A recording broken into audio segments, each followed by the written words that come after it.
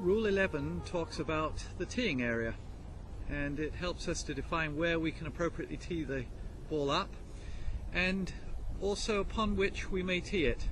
It stipulates that we can tee the ball up on, of course, our usual wooden tees, but it doesn't limit us to that. There are a couple of other options which are interesting and helpful. When I was a boy, quite a few of the players against whom I played used to walk up and just hit the ground with the club head, particularly on a par 3, and perch the ball on the irregularity made by that impact. That's perfectly legal.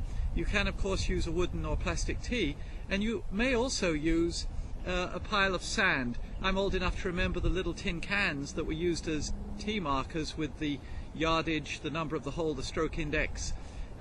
These were at that point used as trash cans, but they used to be used to hold wet sand because that was the traditional material. We're told other naturally occurring materials are also legal, although I have no clue what that might be. Is it ground up husks or something? Sand is the obvious one. That raises the issue also of a great champion, a lady champion called Laura Davis, who is reputed to occasionally tee up on her pencil. I presume she gets a pass on that because it's a naturally occurring material. I don't know though. Now, where you tee up is between the markers. They're often made out of painted pine cones or some disc or a sphere of plastic or metal or stone. We have actually wooden, plastic cubes here at Turkey Creek, and they are set generally perpendicular to the intended line of play, although don't count on it. They can be a little deceptive in that regard. And of course we see most of the marks that have been left by previous golfers right between the two, but you're not limited to that. You are indeed entitled to tee the ball up as many as 2 clubs lengths behind that line formed by those 2 markers. So there's a rectangle formed by 2 lengths of, if you will, your driver, the longer club, and only the ball need be inside that rectangle.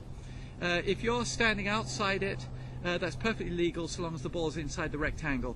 Now, the marker, if it's inconvenient to you, may not be moved. You can't just pick it up and put it somewhere else if you'd like to tee up right in that general vicinity.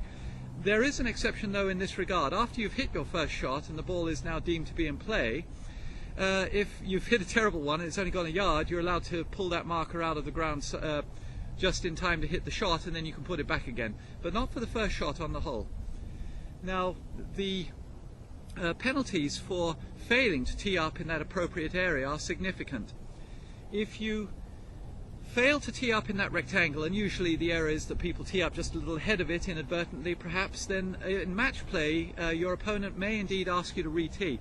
Now they might not. If you hit a terrible shot, they're going to say carry on. But if you hit a really good tee shot, they're perfectly entitled to say go ahead and re-tee it up.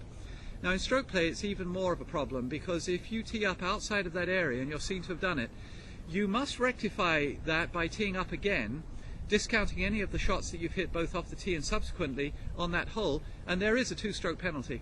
If indeed you fail to correct this before you tee off on the next hole or leave the green on the 18th green, then you're disqualified. So it's quite a penalty involved.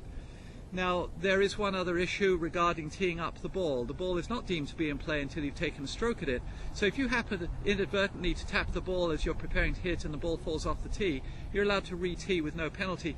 Even if it falls off without any influence from you, it's something that you're allowed to re-tee. Now, finally, if you take a stroke at that ball, having seen it fall off, whether it's in motion or not, the stroke counts regardless of the outcome, but there is no penalty for that. So that's teeing the ball, Rule 11.